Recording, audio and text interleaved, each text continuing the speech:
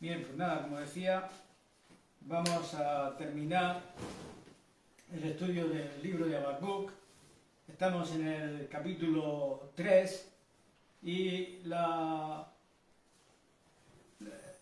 enseñanza está basada en los versículos del 3 al 19, pero que esos versículos los vamos a ir leyendo mientras vamos compartiendo, ¿no?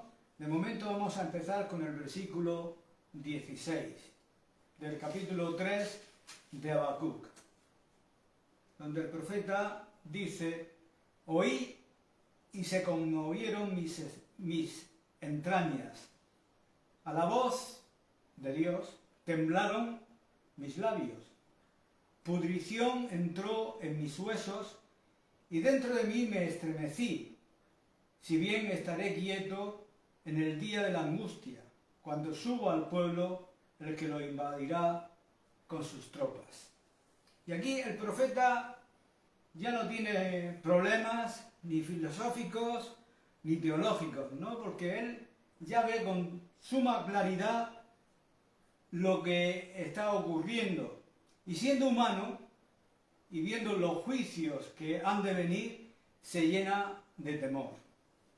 ¿Cómo puede tener paz interior cuando todo está por ocurrir? ¿Y qué hará para enfrentarlos? Es un gran consuelo saber que estos profetas de Dios eran hombres como nosotros, sujetos a las mismas debilidades que nosotros tenemos. Nosotros tenemos una inclinación a pensar de ellos como hombres especiales por la grandeza de su entendimiento. Sin embargo, si así lo hacemos, perderemos mucho beneficio al considerar sus escritos. Aquí se nos ofrece un vistazo del carácter del hombre. Él es lo suficientemente honesto como para decir que cuando oyó lo que Dios iba a hacer, tembló como una hoja. El Señor reconoció esta debilidad humana cuando dijo: el espíritu a la verdad está dispuesto, pero la carne es débil. Y debemos agradecerle al Señor por hacer esta distinción entre falta de fe y debilidad de la carne. Los grandes hombres de fe con frecuencia temblaron físicamente ante ciertas perspectivas que se cernían sobre ellos. Ver la verdad y entender las doctrinas es muy importante, pero a pesar de eso podemos aún temblar físicamente en ciertas circunstancias. El hacerlo bajo ciertas condiciones no significa necesariamente que exista una falta de fe, si bien el diablo tratará de convencernos que es así.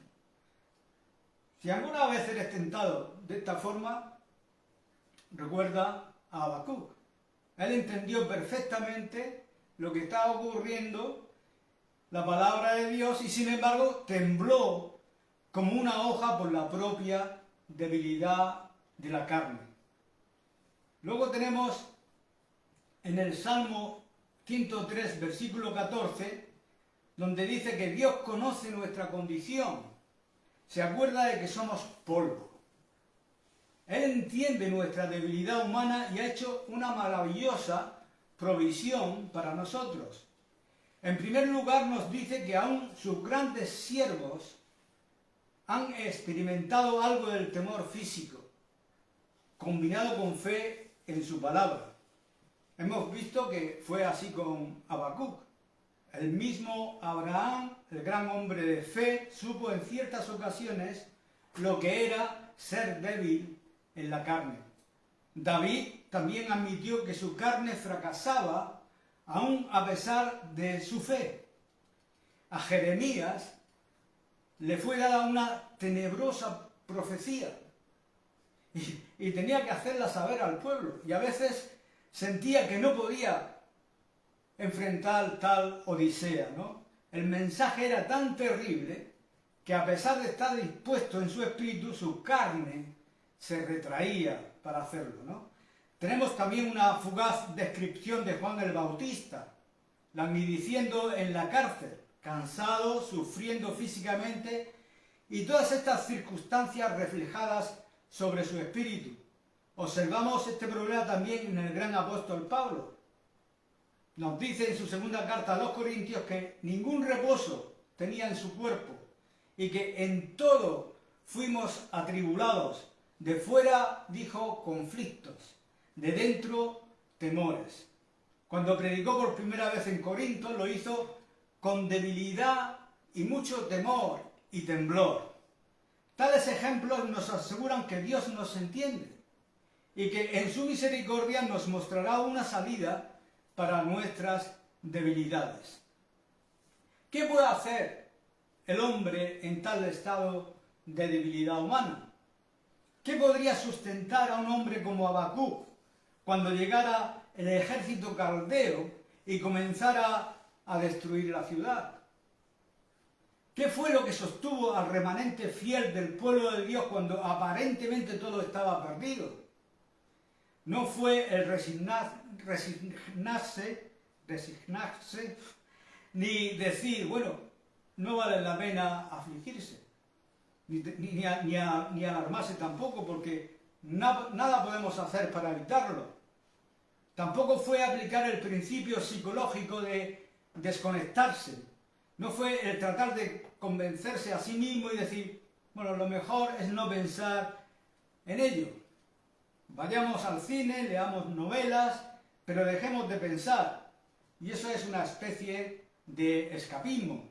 Tampoco era cuestión de hacer un esfuerzo y juntar coraje. No encontramos aquí una exhortación alguna a tener coraje. Hay algo infinitamente más importante que el realizar un gran esfuerzo de la voluntad y decir, no voy a lloriquear, me voy a comportar como un hombre. Habacuc admite que sus entrañas se conmovieron y sus labios temblaron a la voz de Dios y la pudrición entró en sus huesos. El tratamiento psicológico difiere fundamentalmente del método escritural. Es a veces una crueldad decirle a un hombre que se encuentra en un estado de temor descontrolado que trate de rearmarse y enfrentar con coraje su situación. Si pudiera hacerlo, lo haría, y el temblor cesaría. Sin embargo, el profeta está en un estado tal que es incapaz de controlar sus reacciones físicas.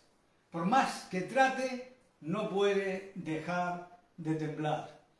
Los métodos que el mundo ofrece en estas circunstancias solo son efectivos en algunas personas y en un momento cuando su ayuda es casi innecesaria. No tienen valor alguno cuando una persona está en este grado de extrema alarma física.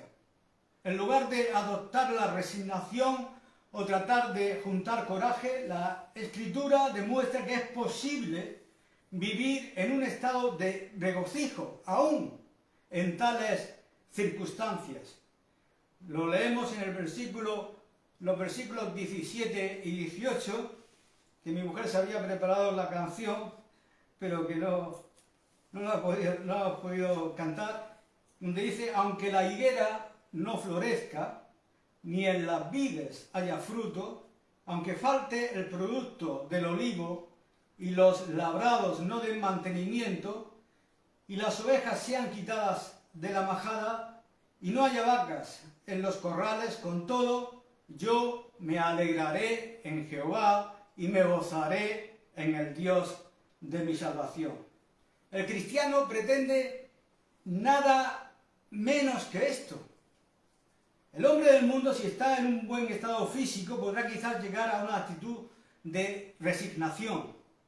Podrá quizás vestirse de un aire de coraje, como lo han hecho muchos en tiempos de guerra y de agudas circunstancias adversas, y sin duda tal actitud debe ser admirada. Sin embargo, al cristiano se le ha dado la seguridad de que a pesar de ser una persona que físicamente sea proclive a alarmarse, puede experimentar no solo fuerzas, sino también un positivo regocijo en medio del peligro.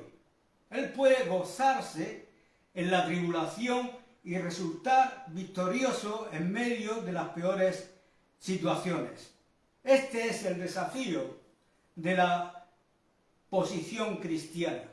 Es aquí donde los creyentes nos diferenciamos del mundo.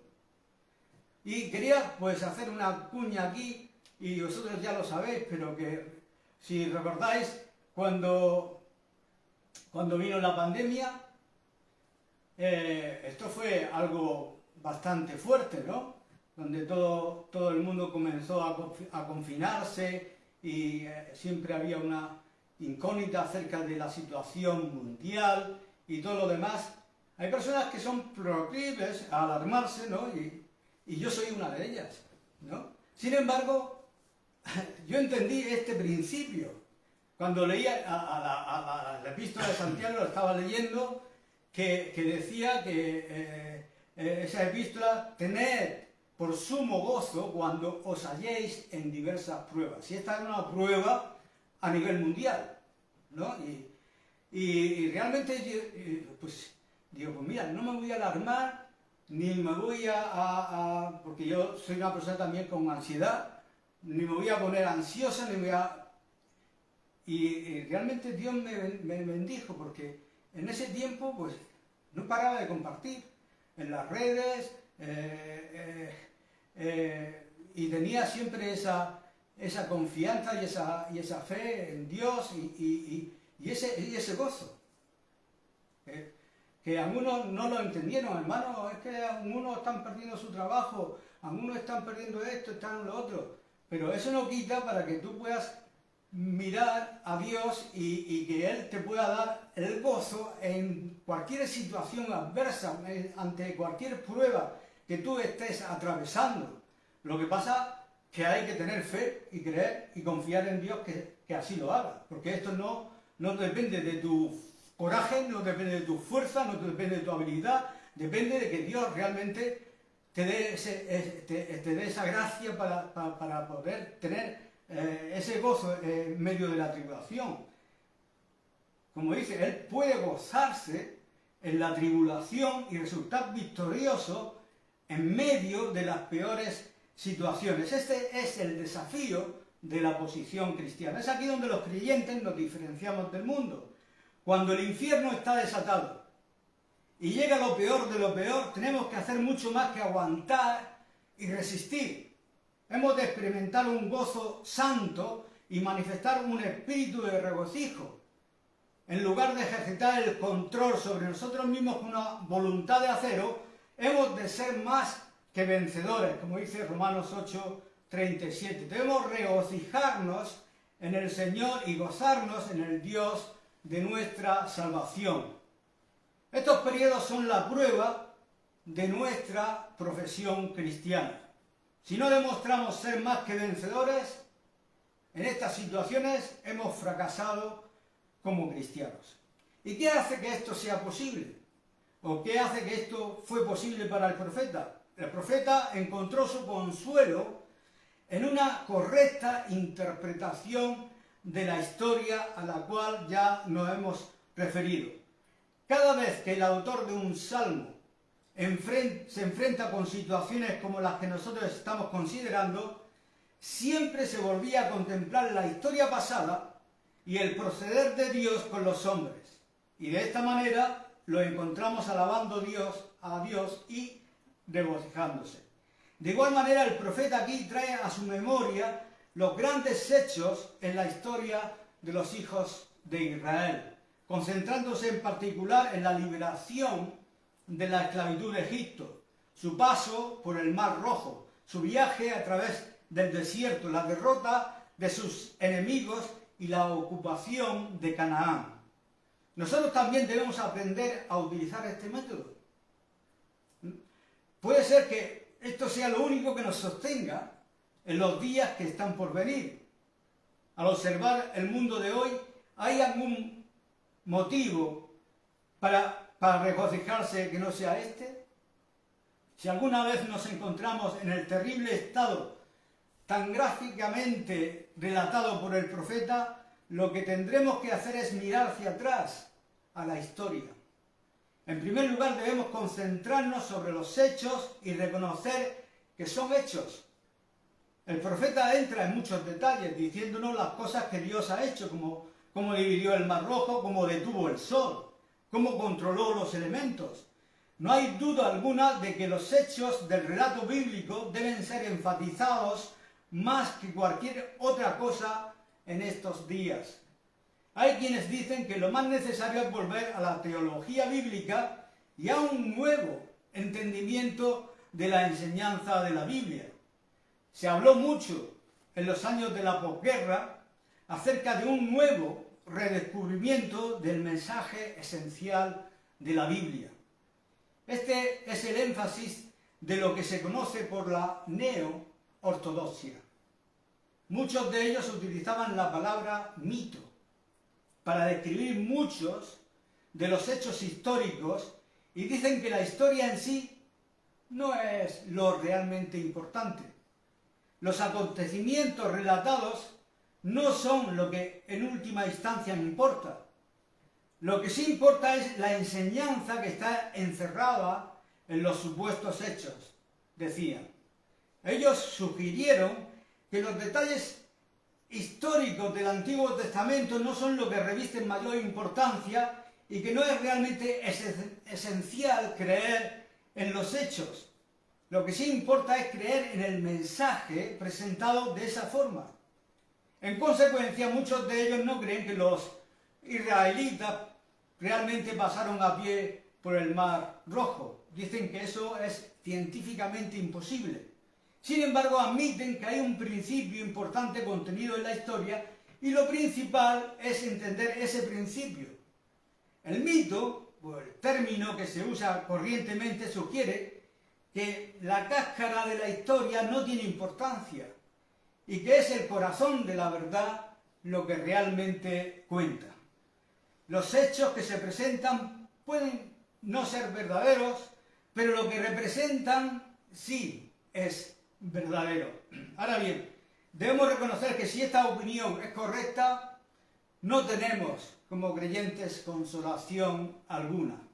Si Dios en realidad no ejecutó los hechos relatados en el Antiguo Testamento a favor de Israel, entonces toda la Biblia se puede reducir a una pieza de psicología dirigida a mantenernos contentos. Sin embargo, la Biblia misma muestra con suma claridad que mi consuelo descansa en hechos, en el hecho de que Dios ha ejecutado ciertas cosas que han ocurrido tal cual se describen. El Dios en quien yo creo es el Dios que pudo dividir el Mar Rojo y el río Jordán, y así lo hizo. Al recordarse a sí mismo y a nosotros estas cosas, Habacuc no está simplemente consolándose por jugar con ciertas ideas, sino que está hablando acerca de cosas que Dios efectivamente hizo. La fe cristiana está sólidamente basada en hechos y no en ideas. Si los hechos registrados en la Biblia no son reales, entonces no queda consuelo ni esperanza para nosotros. No somos salvos por ideas, sino por hechos, por eventos. La fe cristiana se distingue de toda otra religión por el hecho de que sus doctrinas están basadas sobre hechos contundentes de la historia. El budismo, el hinduismo y otras religiones, la mitología griega y todas las demás, son solo teorías sobre ideas. Solo la fe cristiana procedemos con base a hechos. Esta teoría de mitos debe ser rechazada como algo del diablo. Los hechos creídos y aceptados tales por nuestro Señor Jesucristo son absolutamente esenciales. Habiendo establecido los hechos, debemos contar con la grandeza del poder de Dios.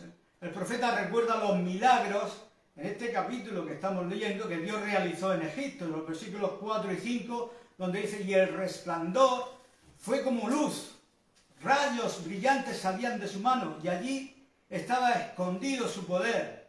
delante de su rostro iba mortandad. Luego habla de la división del Mar Rojo. Versículo 8 dice, te airaste, oh Jehová, contra los ríos te airaste. Fue tu ira contra el mar, cuando montaste en tus caballos y en tus carros de victoria. Es importante reconocer el hecho que Faraón y sus huestes fueron realmente ahogados en el mar. La historia no es una alegoría de liberación, sino un evento que realmente tuvo lugar y por medio de la cual Dios pudo desplegar su poder. Siguen referencias al monte Sinaí, a la división de las aguas del Jordán, y luego viene esa llamativa frase en el versículo 11 donde dice, el sol y la luna se pararon en su lugar. Dios detuvo el sol para que los hijos de Israel pudieran triunfar en la batalla que se encontraba. El Dios en quien creemos puede actuar y actúa cuando a Él le place. Habacuc está meditando en la grandeza y el poder de Dios y el elemento sobrenatural del proceder de Dios con su pueblo. Si la sustancia de estos elementos no es verdadera, ¿dónde está nuestro consuelo? Los hechos son importantes porque revelan la grandeza y el poder de Dios y el elemento sobrenatural del proceder de Dios con su pueblo. La tercera verdad es que Dios con quien tenemos que tratar es un Dios que es fiel a su palabra y que guarda sus promesas. Versículo 9 dice, se descubrió enteramente tu arco, los juramentos a las tribus fueron palabras seguras, hendiste la tierra con ríos. Al recordar los hechos y el poder de Dios, el profeta se asegura a sí mismo que en estos eventos Dios no estaba haciendo otra cosa que cumplir sus juramentos dados a Abraham y repetidos en Isaac y Jacob. Dios había dicho que ellos eran su pueblo y que tenían ciertos propósitos para ellos, y a pesar de que estaban esclavizados y que parecía que iban a desaparecer en Egipto, Él los sacó y los sustentó en todas sus aflicciones. Así vemos la provisión divina para contrarrestar el temor que nosotros mismos no podemos controlar. Miramos hacia atrás y pensamos en Dios. Cuando el profeta hizo esto, comenzó a sentirse mejor. Olvidó su nerviosismo y contempló al poderoso Dios, el Dios de los milagros. Quedó tan lleno de asombro que comenzó a regocijarse. Entonces sintió que podría enfrentar cualquier situación y que a pesar de todo se regocijaría en el Señor. Él sabía que tal Dios no lo olvidaría y que tal Dios con toda certeza le daría la victoria. Estos fueron los hechos que Habacuc recordó para su consuelo. Pero hoy nosotros estamos en una posición más maravillosa incluso que Habacuc. Podemos agregar a la historia, podemos suplementar a los hechos aducidos por el profeta. Estamos en una posición desde la cual se puede ver cómo todo lo que Dios le reveló se cumplió al pie de la letra. Los caldeos fueron, por cierto, levantados, conquistaron a los israelitas y los llevaron cautivos a Babilonia. A su tiempo Dios vino sobre los caldeos, los destruyó y trajo de vuelta a Jerusalén el remanente de Israel. A Jerusalén los trajo, ¿no? La ciudad fue restablecida y el templo reedificado. Podemos ir más allá y meditar en los hechos de la poderosa salvación que Dios ha obrado en Cristo. Podemos regocijarnos especialmente en el hecho de la resurrección. Si alguna vez se presentó una situación realmente desesperada, fue cuando el Hijo de Dios fue crucificado en un madero y sepultado en una tumba. Los discípulos estaban deprimidos, todas sus esperanzas se habían desvanecido, pero Dios actuó en el milagro de la resurrección, demostró que todavía seguía siendo Dios y que con Él nada era imposible. La resurrección de Jesucristo no es una idea, sino un hecho real de la historia. De lo contrario, no hay evangelio. No creemos solamente en la persistencia de una vida después de la tumba. no decimos solamente que Jesús todavía vive, declaramos que Él literalmente se levantó del sepulcro con su cuerpo. Todo depende de esta verdad. Consideremos otros hechos. Los judíos persiguieron a los cristianos cruelmente, aunque se les advirtió que si seguían en esa actitud, ellos mismos serían juzgados. Ya habían sido advertidos en el Antiguo Testamento, pero Juan el Bautista y Jesucristo ambos volvieron a advertirles. Al persistir en su odio maligno, Dios destruyó su ciudad en el año 70 después de Cristo. El templo fue derribado y el pueblo fue dispersado entre las naciones, donde todavía permanecen una gran mayoría. Estos hechos del año 70 jamás deben ser olvidados. Tampoco olvidemos lo que le ocurrió al Imperio Romano por perseguir a la Iglesia de Cristo y tratar de destruirla. En el libro de Apocalipsis y en otros lugares se había revelado claramente que les vendría un terrible desastre y que serían destruidos. Y ocurrió al pie de la letra, como cualquiera lo puede leer en la historia del Imperio Romano. Estos eventos podrían ser suplementados por muchos otros a través de los siglos. La historia de la Iglesia, por ejemplo, en la Edad Media, la historia de la Reforma Protestante y la persecución de los padres protestantes ilustran el mismo principio. El diablo obrando por medio de la Iglesia de Roma, tratando de destruir a los protestantes, y por un tiempo parecía que todo estaba perdido, pero Dios siguió con su obra. En las grandes historias de los pactantes y de los puritanos encontramos más referencias al mismo principio. A releer estas cosas, al igual que Habacuc, podemos regocijarnos en el Señor a pesar de las circunstancias. Pero sobre todos estos hechos está el hecho más glorioso de todos, el de Jesucristo mismo. Tenemos los detalles de su vida terrenal en los evangelios para que tengamos consuelo en días de turbación.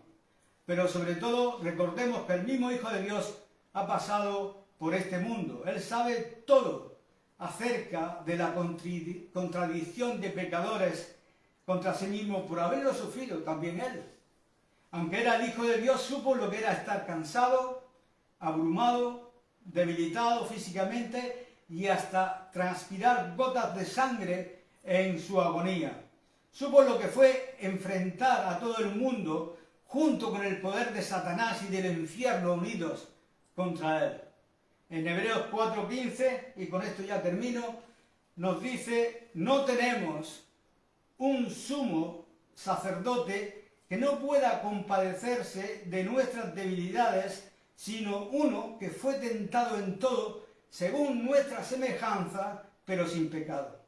Él conoce todo acerca de nuestra debilidad. La encarnación no es una mera idea, sino un hecho. El Verbo fue hecho carne. En nuestra tribulación y debilidad siempre podemos ir a Él con toda confianza, sabiendo que nos entiende, nos conoce y puede socorrernos. El Hijo de Dios se hizo hombre para que pudiese ser nuestro sumo sacerdote y para así poder conducirnos a Dios. Amén.